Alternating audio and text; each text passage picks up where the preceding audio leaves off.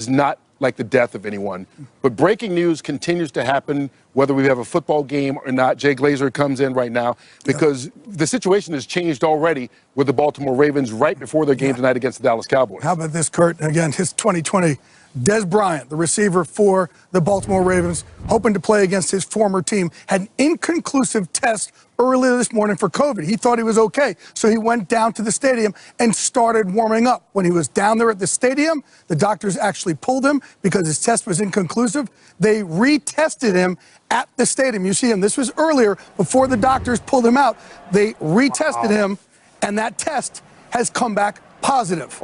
As a result of that, Dez Bryant has now been sent home. He will obviously not be playing in this game, but again, every time this thing, we think we're covering this thing, it throws us another curveball. Dez Bryant had an inconclusive test. They retested him today, and he is now positive, and he's out. So you wonder how they deal with the contact tracing. Right. Yeah. Well, after you've already been out here, just real quick here before we go, Dez has already been on social media, and you can see that he's just as confused as we are. We had to blank out some words. But, tell me why they pulled me from warming up so I can get tested.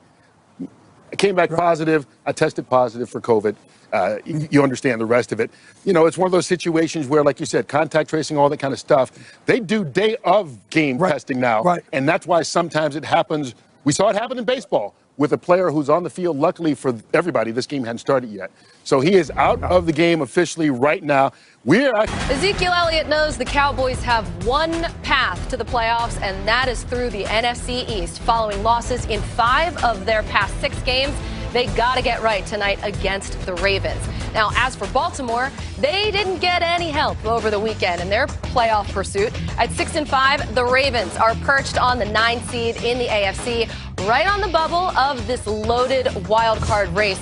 The extra spot gives Baltimore a fighting chance to work its way back into the picture after 3 straight losses to the Patriots, the Titans in overtime, and then the Steelers just last Wednesday. The Ravens making the rare Wednesday to Tuesday turnaround due to the COVID outbreak that decimated Baltimore's roster. Tonight, Lamar Jackson and his 2 running backs, who were unavailable just a week ago, return to the lineup. Now, Mike Giardi's in Baltimore with more on who's available tonight. Mike, what's the situation there? Well, obviously, everyone's excited to see Lamar Jackson get back on the field for Baltimore, but a couple key defensive guys expected to be back in the lineup tonight in Calais Campbell and nose tackle Brandon Williams. Campbell hasn't played since week 9 with a calf injury, then ended up on the COVID-19 reserve list. Williams with a high ankle sprain, and then also on the COVID-19 reserve list. Those 2 guys back against this Dallas offensive line spells good news for the Ravens. Also, you look at the backfield. Mark Ingram is the name that you talk about, but it's J.K. Dobbins sort of become his team, at least in that backfield as the running back, as the lead dog. 3 of the last 4 games that Dobbins has played, he's had 10 or more carries. Ingram's only had 2 games all season long with 10 or more carries. A changing of the guard, a physical runner in Dobbins, big body. That's what they want. They hit you with so many different runs, the Baltimore Ravens. Maybe Dobbins is in line for a big game against the Cowboys' run defense that is one of the worst in the league, Colleen. A huge injection of talent there with those guys returning to the field. Mike, thank you for all your work today. So finally, after weeks of a nightmare scenario, the Ravens are slowly working their way back to full strength. But what can we expect to see from them tonight after everything that they've been through, Steve?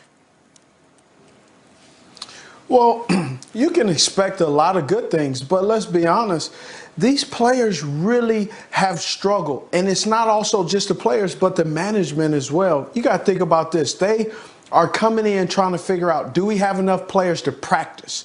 How are we going to handle meals? How are we doing virtual learning?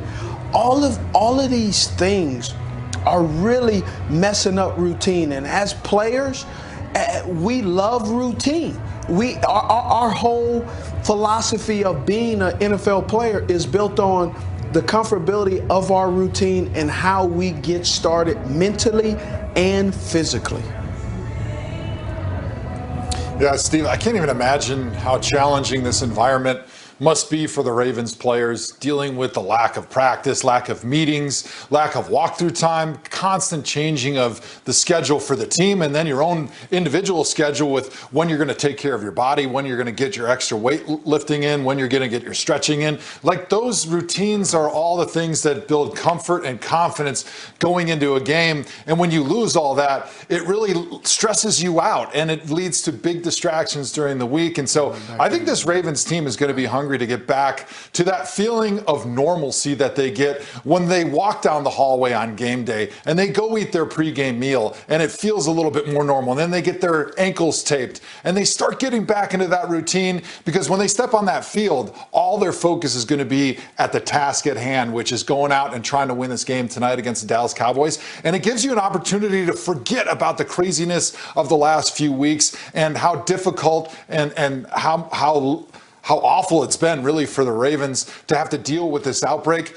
And that's the beauty of going back and playing sports. It gives you an opportunity to forget about everything that's going on and have a single-minded focus and feel a little bit normal, at least for those 3 hours when you're on the field.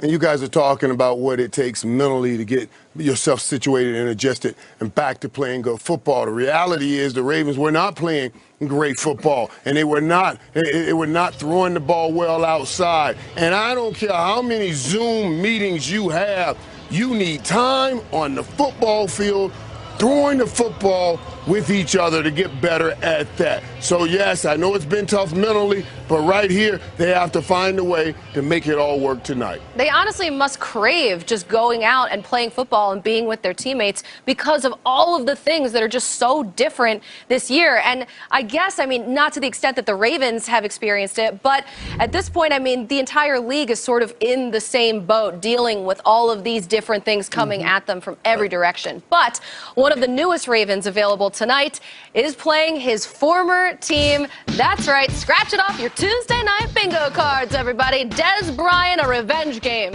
He signed to Baltimore's practice squad in late October, promoted to the active roster in Week 9, and tonight he'll play his 4th game for the Ravens and his first ever against the team he spent 8 seasons with, the Cowboys. Now, over those 8 years in Dallas, Dez broke all sorts of franchise records, passing legend after legend, including our resident Cowboy here on the set, to become the all-time leader in receiving touchdowns in Cowboys history. Irv, I can see you reading that board over there. So, Irv, he is a member of the exclusive 88 Club. What is his legacy in Dallas? Listen, they love Dez in Dallas. Make no mistake about this. You put up the numbers, but Dez did more than just put up the numbers in production. It was not just what he did, it was the way in which he did it. He played with passion. He played with heart. He kept everybody up on the sidelines.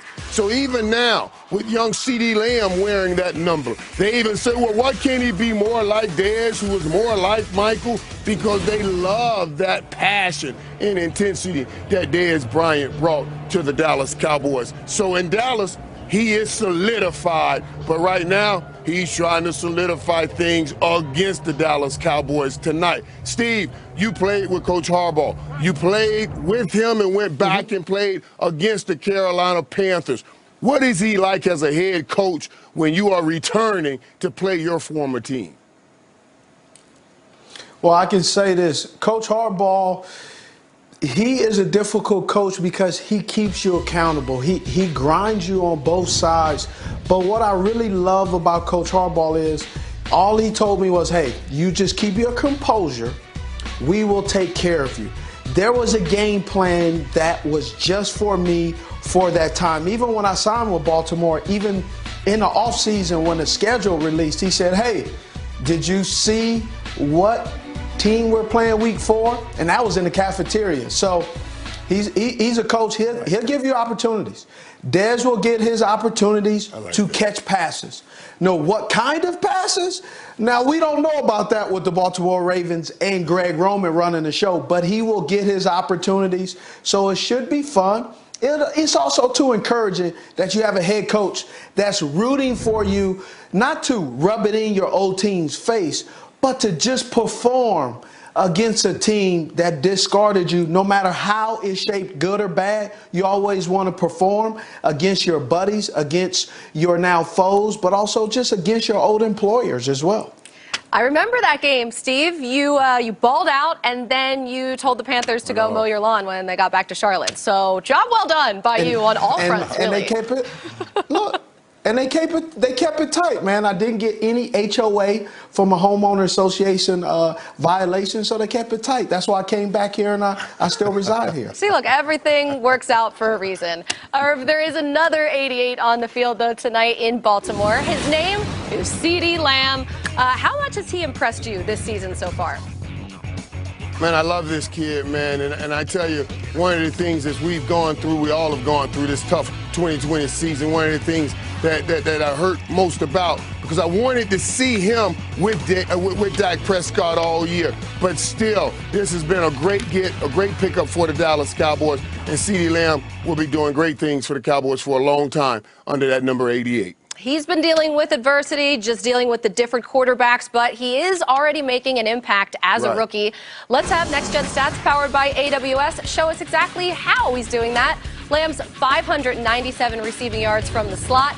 They are third most in the NFL. And consider that's with multiple quarterbacks with various skill sets throwing him the ball. So the rookie trying to get in where he fits in and doing a good job so far. As for the players, though, defending c0vid Lamb and the rest of the Cowboys' talented receivers tonight, Steve, who do you think is stepping up on this Ravens defense?